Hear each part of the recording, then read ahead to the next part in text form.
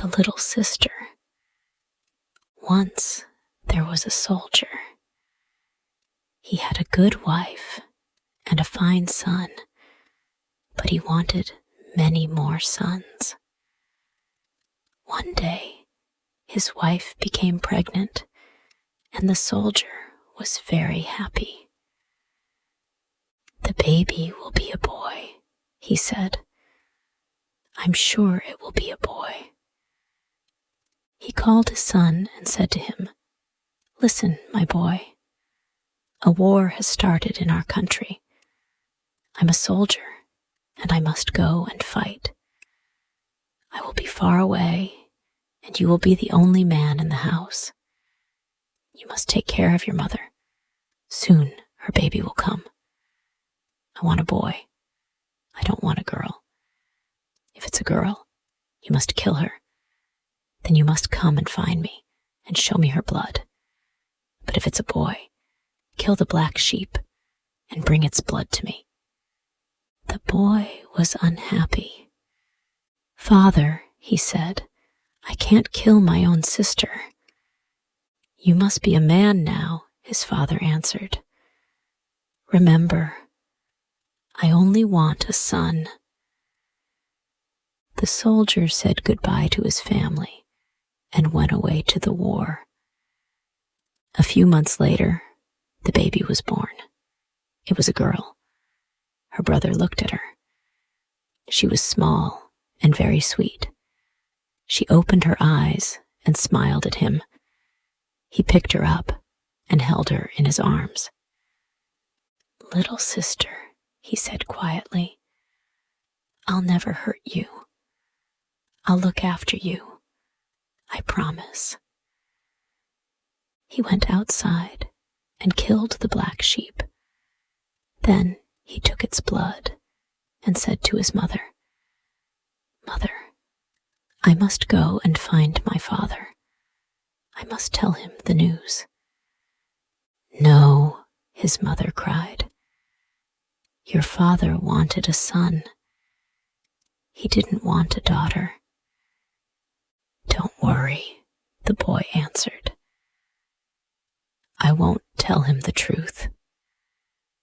So the boy went to find his father. He traveled a long way through the valleys and over the mountains. At last, he found his father. "Father," he said, "you have another son. I have killed the black sheep. Here is its blood." His father was very happy. "This is wonderful news," he said. "Stay here with me. We'll celebrate together." The boy looked at his father. He did not smile. "No, father," he said, "I must go back to my mother." The little girl grew quickly. She was a beautiful child. Her brother loved her. He made her little presents. He told her stories and sang to her. After a long time, the war ended. "Your husband is coming home," everyone said to the boy's mother. "It's wonderful news. Now you will be happy." The boy was very worried. He ran to find his sister. "Our father's coming home," he said. "When he comes, don't run up to him. Don't call him Daddy. Don't try to kiss him. Be like the other children in the village. Then he won't know that you are his daughter." The soldier came home. Everyone ran out to greet him. Only the boy waited at the house.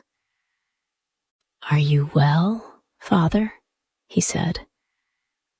But again, he did not smile.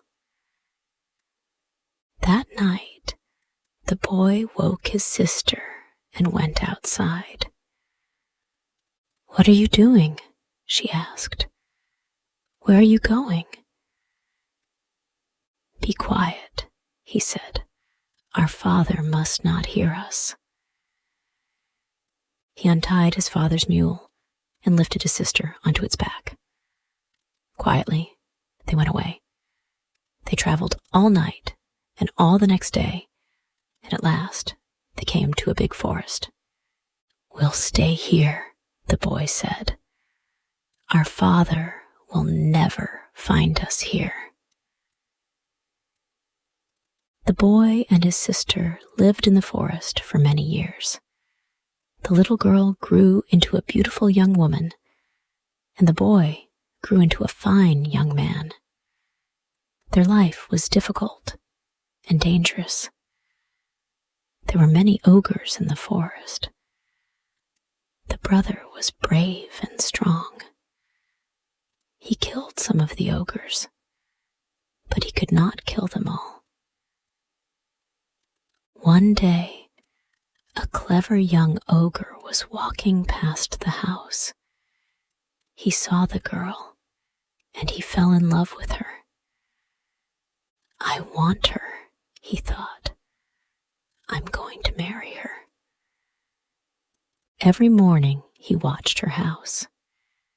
Every morning the young man went out to work in the fields, and every morning the ogre waited. When the girl was alone, he went to the house. "You're so beautiful," he said to the girl. "Marry me. I'm very rich. You will have the best clothes and the best food and a big, beautiful home. Come away with me now. We can be married today." "I can't marry you today," the girl said. "First, we must ask my brother." "But your brother hates ogres," the ogre said. "He has killed many of us. He will never let me marry you." The girl looked at him. She liked him. He was handsome and rich. "What can we do?" she said. "We must kill your brother," said the ogre. "Then we can be happy."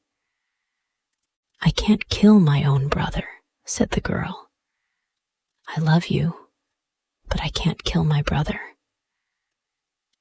The ogre was angry. "Who do you love most?" he said. "Me or your brother?" "I don't know. I don't know," said the girl. Every day the ogre came, and every day he asked the same question. "Who do you love most? Me or your brother?" One day the ogre said, "I can't wait any longer. Marry me or I'll go away. I'll never see you again." "All right," said the girl. "I'll marry you." The ogre was very pleased. "Now we will be happy," he said. "But how can we persuade my brother?" asked the girl. "You must lie down on your bed," said the ogre. "Tell your brother that you're sick. Tell him that only my food can make you better. He'll come and look for me. I'll meet him and give him some of my food for you." "And after that, what will we do?" asked the girl. "You'll see," the ogre said. So the girl lay down on her bed.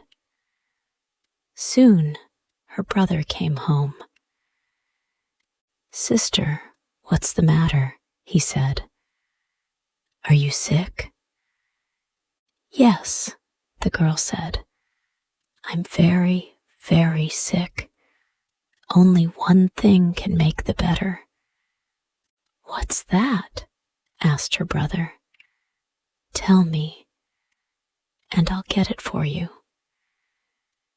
"I need food from the young ogre," said the girl. "Get some for me quickly, or I'll die." So the brother ran out to look for the young ogre. He ran fast. On the road, he met an old ogre. "Where are you going?" asked the old ogre. "My sister is sick," said the young man. "She wants the young ogre's food.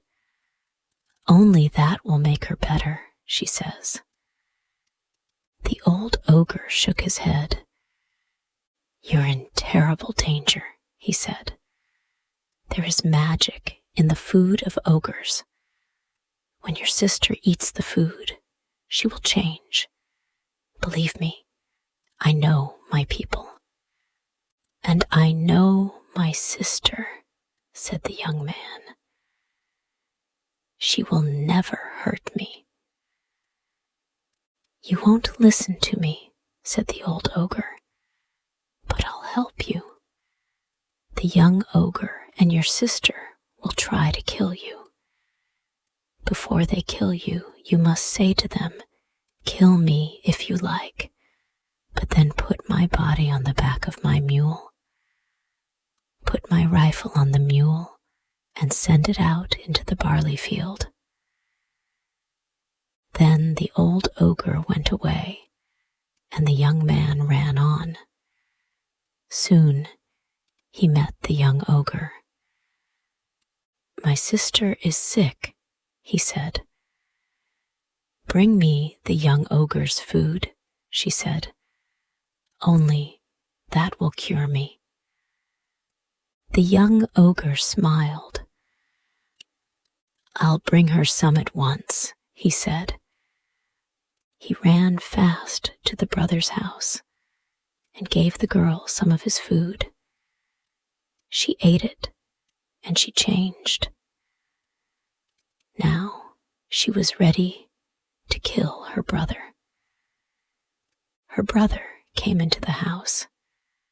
His sister was standing up. "Sister," he said, "you're better." "Yes," she said. "The ogre's food is a wonderful medicine. I'm quite better now. I feel strong and very happy. Brother, when I was sick, I had a dream. I remembered our father's house. We used to play a game. First, I tied you to the post of the house, and then you tied me to the post of the house. Do you remember that game?" Her brother smiled. "Oh yes," he said. "I remember that game." "Let's play it now," said the girl. "Tie me to the post." So the young man tied his sister to the post of the house. They both laughed. "Untie me now," said the girl, "and I'll tie you." So the young man untied his sister from the post of the house, and she tied him to it. Then she went to the door of the house and called out, "Master, he's ready. Come now and kill him." The ogre ran into the house. He had a knife in his hand. "Stop! Wait," said the young man. "You're going to kill me. I know that. But promise me one thing. Take my body and put it on my mule. Put my rifle on the mule and send it out into the barley field." "All right, I promise," said the ogre. "You'll be dead. You can't hurt us then." So the ogre killed the young man with his knife and cut him in many places. He and the girl untied the body and put it on the young man's mule. They put his rifle on the mule, and they sent it out into the barley field. The old ogre was waiting in the field. He took the mule to his house and lifted the young man's body off it. He breathed on the body. Life came back into it, and the young man stood up. The old ogre gave him his rifle and said, "You're alive again. I've saved your life." The young man thanked the ogre. He ran to his house. He killed the young ogre with his rifle. Then he took his sister and put her on the mule. He drove the mule back to his parents' house. "Look at your daughter," he said to them. "I saved her life, but she killed me." "This is a terrible story," everyone said. "It shows us one thing. You can be good and kind to people, but they will not always be good and kind to you.